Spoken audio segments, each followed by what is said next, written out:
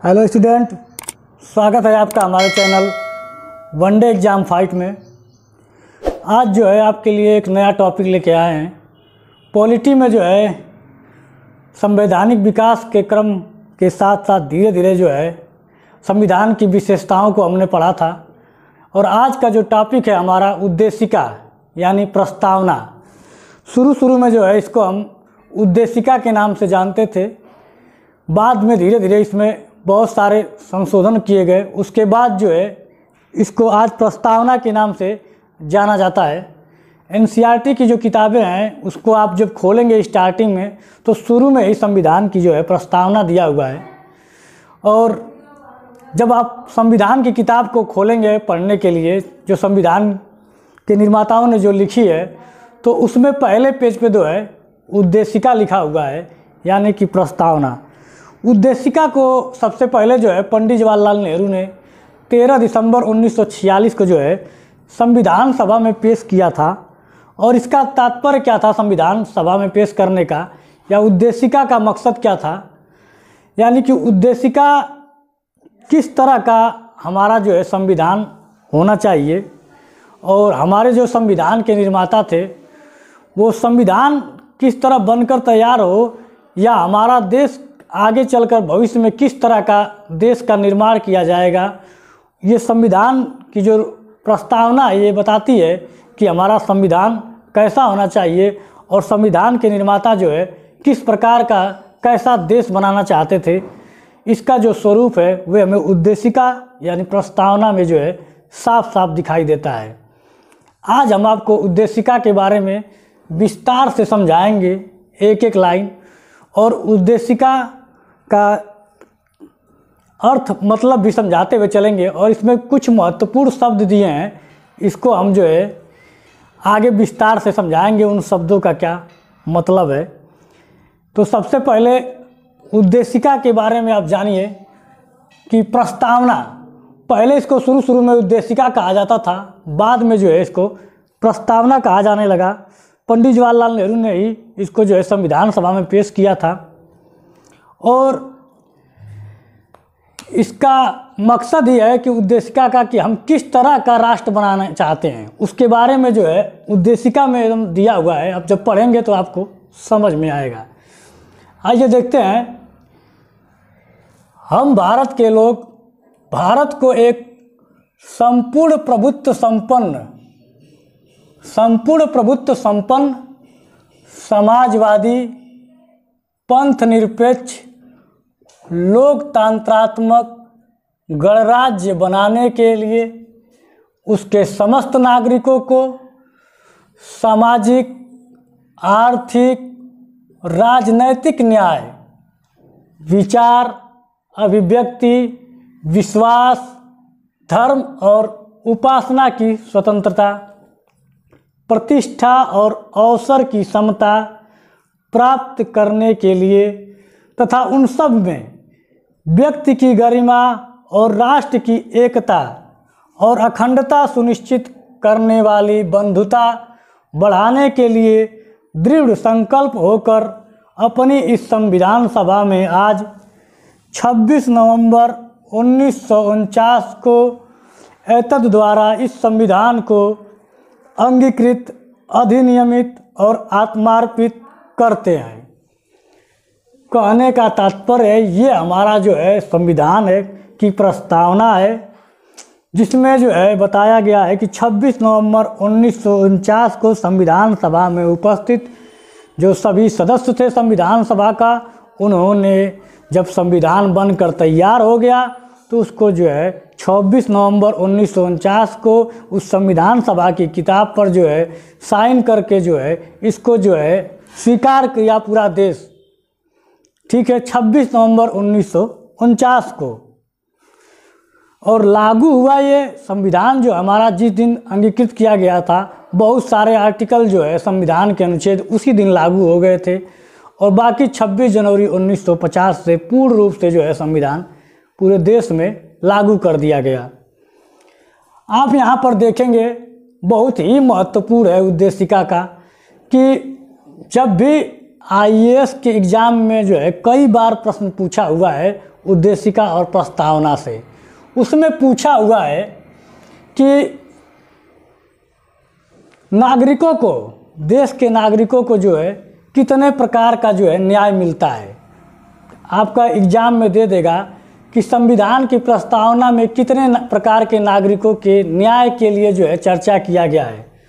तो यहाँ पे सामाजिक, आर्थिक और राजनीतिक न्याय, 3 प्रकार का संविधान की प्रस्तावना में जो है 3 प्रकार के न्याय की बात की गई है। कहता है कितने प्रकार के जो है स्वतंत्रता है, विचार, अभिव्यक्ति, विश्वास, धर्म और उपासना की स्वतंत्रता। कितने प्रकार की स्वतंत्रता की बात की गई है? 5 प्रकार की।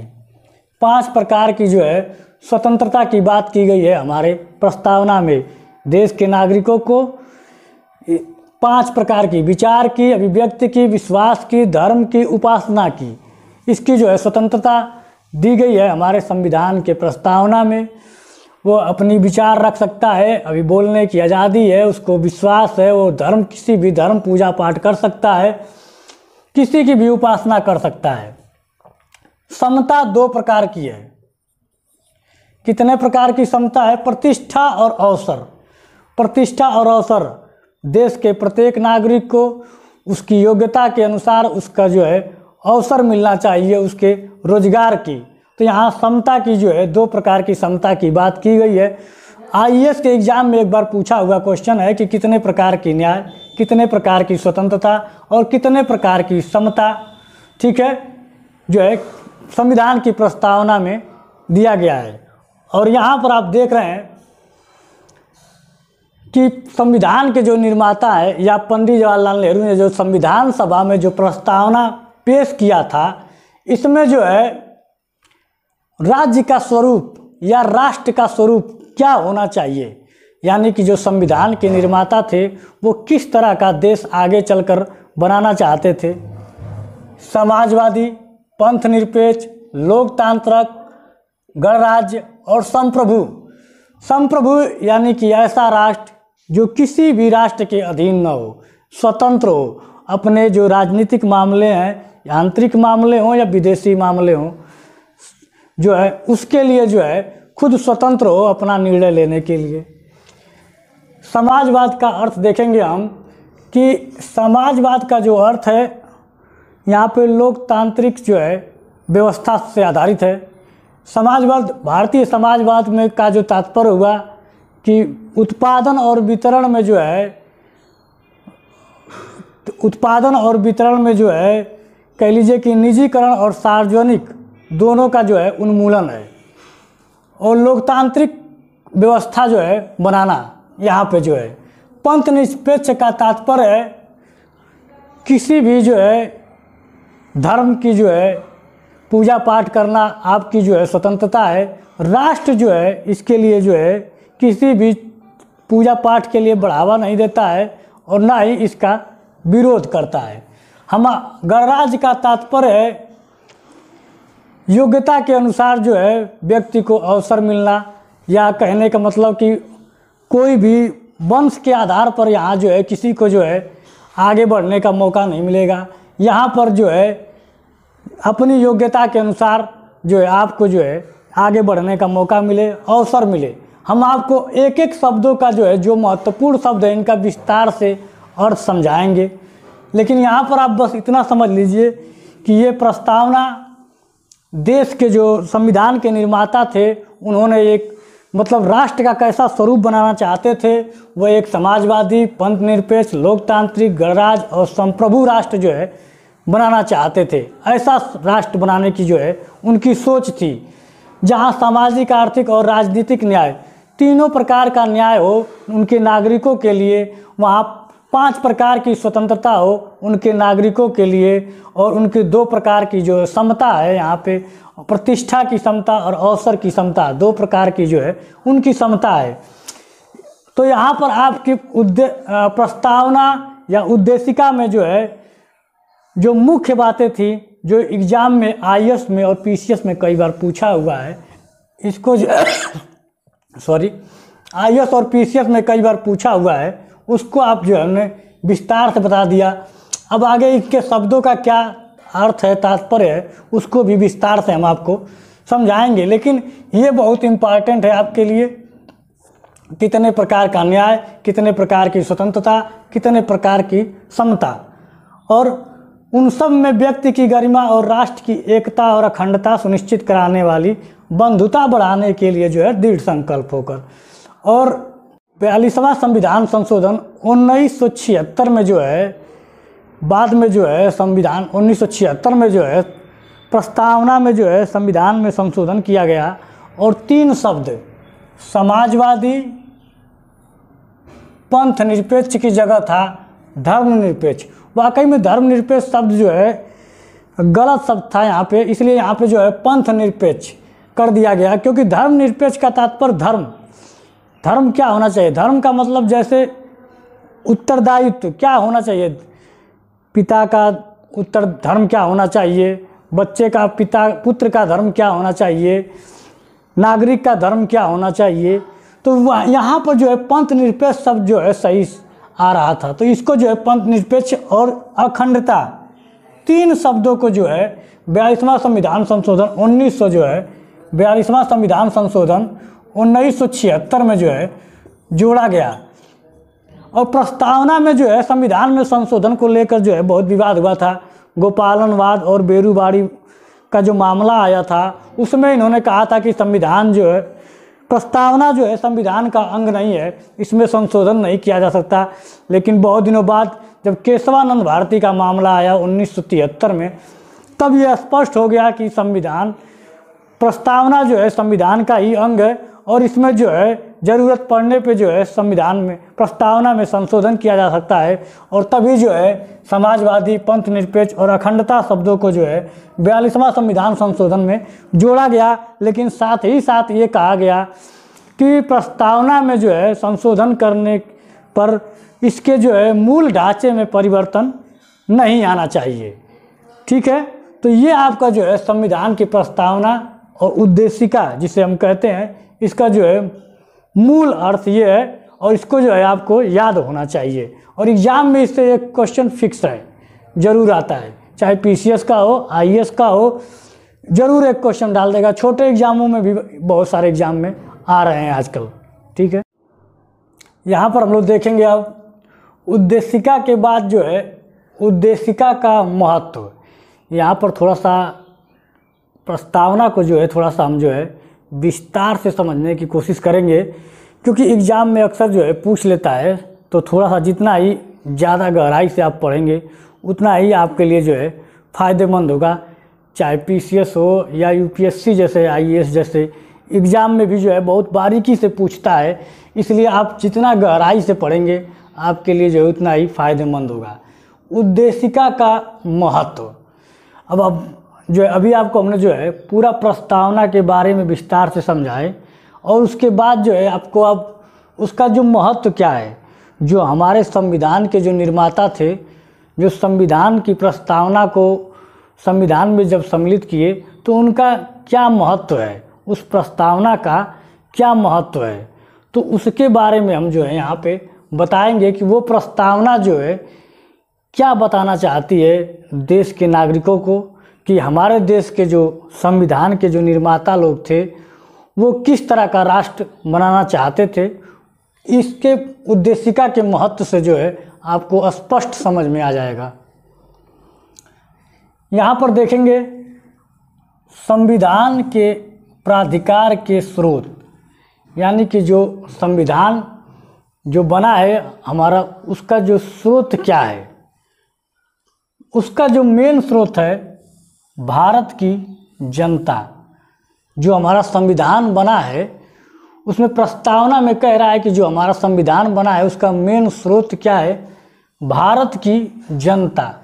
कहने का तात्पर्य क्या है इनका, कि कारण यह है कि संविधान का निर्माण भारत की जनता की ओर से संविधान सभा के सदस्यों ने किया और उन्हीं के द्वारा इसे अंगीकृत किया गया है। इसीलिए संप्रभुता भारत की जनता में निहित है।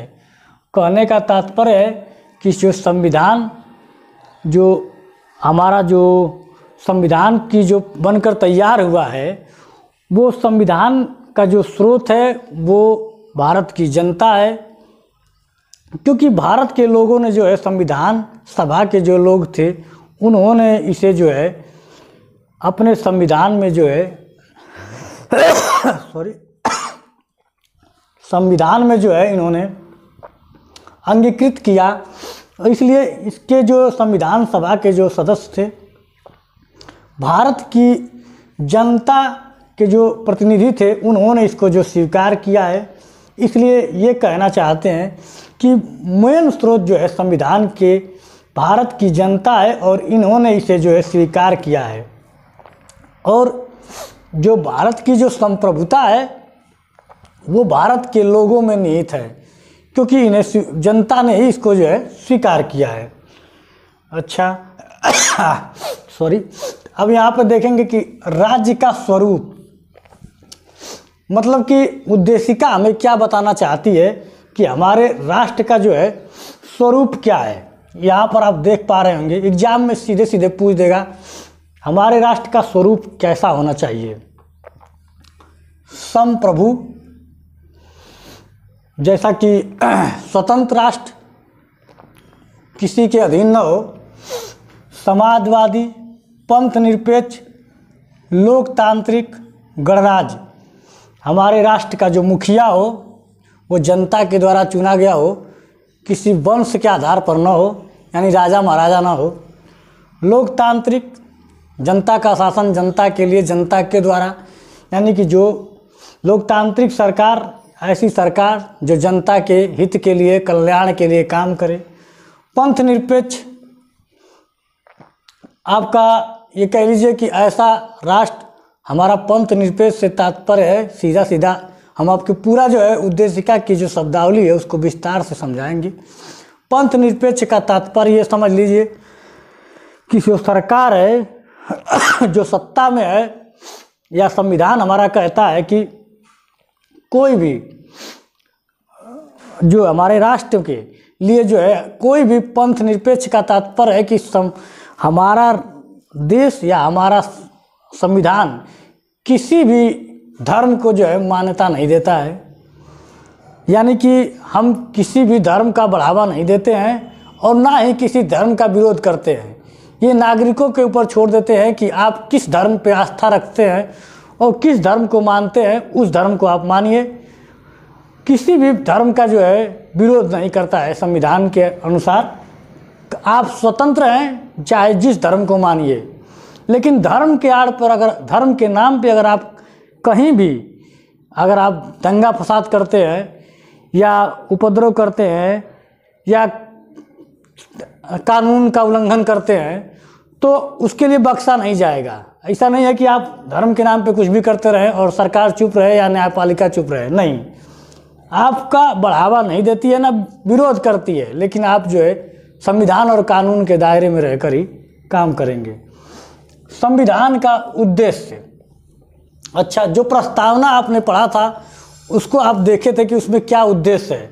यहाँ स्पष्ट दे दिया है कि नागरिकों के सामाजिक, आर्थिक और राजनीतिक न्याय का सुलभ कराना, चाहे सामाजिक हो, चाहे राजनीतिक हो, चाहे आर्थिक हो। न्याय जो है हर नागरिक को मिलना चाहिए हर स्थिति में।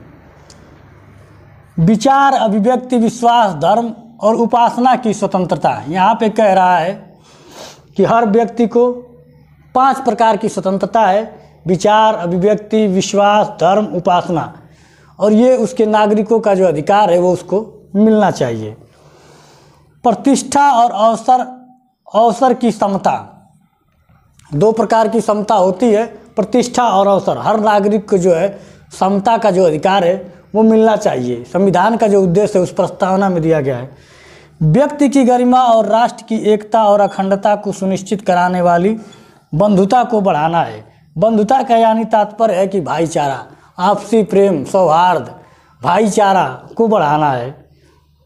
संविधान लागू होने की तिथि 26 नवंबर 1949 को, इसी दिन जो है संविधान सभा में संविधान को क्या है स्वीकार किया गया, अंगीकृत किया गया। तो कहने का तात्पर्य है कि जो आपने उद्देशिका जो आप देखते हैं प्रस्तावना एनसीईआरटी की किताबों में, 6 to 12 की NCERT आप देखेंगे तो पहले पेज पे दिया हुआ है, या हमारे देश का जो संविधान है उसके पहले पेज पे जो प्रस्तावना दिया हुआ है, उद्देशिका दिया हुआ है, उसका क्या महत्व है। आपको एग्जाम में पूछ लेगा संविधान किस दिन अंगीकृत किया गया, आपसे पूछ लेगा कि संविधान के निर्माता जो है किस प्रकार का जो है राष्ट्र का निर्माण करना चाहते थे, या राष्ट्र का कैसे राष्ट्र का स्वरूप का निर्माण करना चाहते थे। तो ये राष्ट्र के स्वरूप है, ये संविधान के उद्देश्य है, मतलब उनके नागरिकों को क्या अधिकार मिलने चाहिए उसके बारे में यहाँ उनके उद्देश्य दिया हुआ है। अब पूछ रहा है कि संविधान को ताकत जो मिलती है वो किससे मिलती है, वो भारत की जनता से मिलती है। जो मेन स्रोत है वो भारत की जनता है। अगर लोग ही नहीं रहेंगे तो फिर संविधान कहाँ रहेगा। इसलिए लोगों से मिलता है संविधान को ताकत। किससे मिल रही है? जनता से मिल रही है, यहाँ के नागरिकों से मिल रही है। अगर नागरिक ना होंगे तो फिर संविधान क्या है, कोई मतलब नहीं है। इसलिए संविधान को जो पावर मिल रही है वो इस देश के नागरिकों और देश के जनता से मिल रही है। यहाँ पर थोड़ा सा और हम देख लें उद्देशिका के बारे में। उद्देशिका जो है 13 दिसंबर 1946 को उद्देश्य प्रस्ताव के द्वारा जो है पंडित जवाहरलाल नेहरू के द्वारा जो है संविधान सभा में जो है प्रस्तुत किया गया। ठीक है,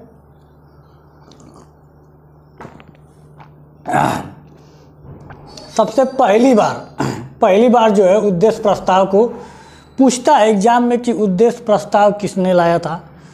तो पंडित जवाहरलाल नेहरू जो है पहली बार जो है उद्देश्य प्रस्ताव को जो है संविधान सभा में पेश किए थे। और कब किए थे? 13 दिसंबर 1946 को। तो आपका एग्जाम की दृष्टि से बहुत 2 पॉइंट है कि उद्देश्य प्रस्ताव किसने लाया था और कब लाया था, बहुत ही इम्पॉर्टेंट है। संविधान का अंग उद्देशिका को लेकर जो है बहुत ही विवाद रहा है शुरू में कि उद्देशिका या प्रस्तावना कह लीजिए संविधान का अंग है कि नहीं। इसको लेकर जो है संविधान में स्पष्ट नहीं था। तो सुप्रीम कोर्ट और संसद के बीच जो है अक्सर जो है मतभेद हो जाता था, क्योंकि उद्देशिका में जो है संसद जो है संशोधन करना चाहती थी, लेकिन जो है सुप्रीम कोर्ट जो है में जब भी ये मामला जाता था तो वो अटक जाता था, या कह लीजिए कि उस पर जो है कोई न्यायोचित जो निर्णय है वो नहीं आ पाता था। तो इसको लेकर जो है बहुत विवाद रहा कि प्रस्तावना संविधान का हिस्सा है कि नहीं है। तो शुरू में क्या हुआ था कि 1950 के समय जो है एक केस आया था गोपालनवाद। जब सुप्रीम कोर्ट, जैसा कि आप जानते हैं कि संविधान की जो व्याख्या करने का जो अधिकार है वो सुप्रीम कोर्ट के पास है। और जब ये मैटर जो है गोपालनवाद का जो मैटर है, ये केस जब सुप्रीम कोर्ट पहुंचा कि संविधान का अंग है कि नहीं उद्देशिका, तो उन्होंने फैसला दिया कि संविधान का भाग नहीं है। तो सबसे पहली बार जो है गोपालनवाद का 1950 में जब ये गया था तो संविधान का भाग नहीं है, सुप्रीम कोर्ट ने इसको जो है नकार दिया था। फिर दूसरा मामला आया, बेरुबाड़ी मामला 1960 में आया। वो इसमें भी जब सुप्रीम कोर्ट के पास ये मामला गया कि प्रस्तावना संविधान का भाग है कि नहीं, उसे भी जो है सुप्रीम कोर्ट ने इनकार कर दिया कि संविधान का भाग नहीं है, प्रस्तावना संविधान का भाग नहीं है, इसमें आप परिवर्तन या संशोधन नहीं कर सकते। ठीक है, फिर मामला आया केशवानंद भारती मामला, बहुत ही महत्वपूर्ण है, एग्ज़ाम की दृष्टि से बहुत ही महत्वपूर्ण है और कई बार एग्ज़ाम में पूछा हुआ है। पहली बार केशवानंद भारती मामला 1973 में जब सुप्रीम कोर्ट पहुंचा और सुप्रीम कोर्ट ने अपने ही फैसले को पलटकर एक नया निर्णय दिया कि प्रस्तावना संविधान का भाग के रूप में स्वीकार किया गया। मतलब अब तक तो जो सुप्रीम कोर्ट कह रहा था कि प्रस्तावना संविधान का अंग नहीं है, पहली बार केशवानंद भारती मामले 1973 के केस में जो है सुप्रीम कोर्ट ने यह स्वीकार किया कि नहीं, चलिए ठीक है, प्रस्तावना संविधान का भाग है और आप इसमें संशोधन कर सकते हैं। फिर मामला आया LIC मामला 1995 में। उसमें कहा गया कि प्रस्तावना संविधान का आंतरिक हिस्सा है। तो फाइनली ये मान लिया गया कि प्रस्तावना जो है संविधान का हिस्सा है और इसमें जो है परिवर्तन कर सकते हैं।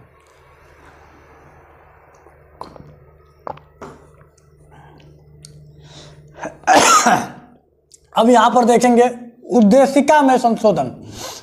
जब ये फाइनली डिसाइड हो गया कि उद्देशिका में संशोधन कर सकते हैं केशवानंद भारती 1973 के मामले के द्वारा,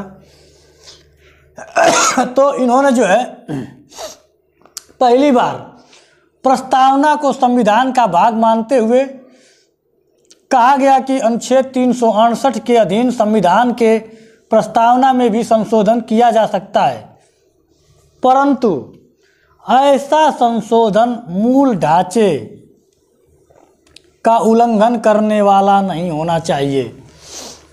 सुप्रीम कोर्ट ने तो कह दिया कि ठीक है, चलिए केशवानंद भारती मामले 1973 में कि चलिए प्रस्तावना में आप जो है संशोधन कर सकते हैं और ये परिवर्तनीय है, इसमें आप संशोधन कर सकते हैं और ये संविधान का ही अंग है।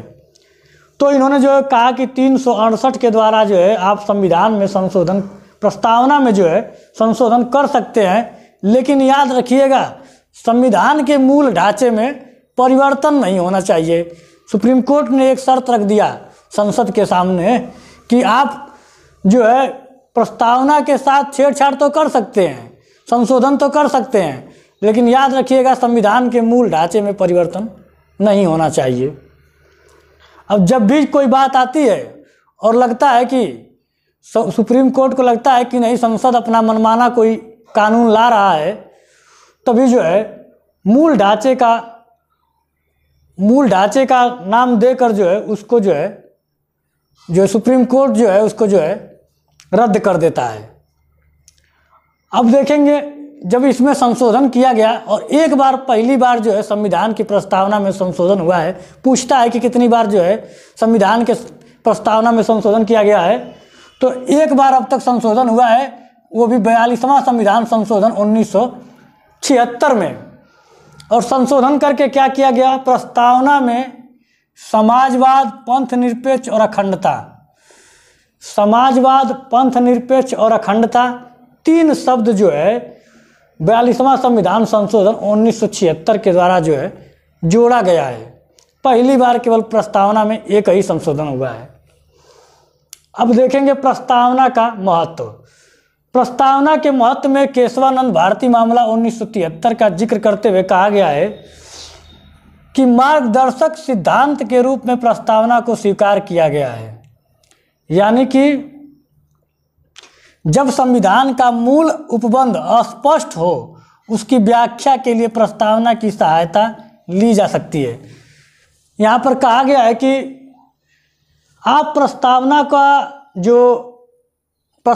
को आप जो है मूल संविधान में अगर कहीं भी जो है अस्पष्ट है, व्याख्या नहीं किया गया है, तो आप प्रस्तावना को आधार मानकर जो है उसको जो है उसकी सहायता से जो है उसकी आप व्याख्या कर सकते हैं।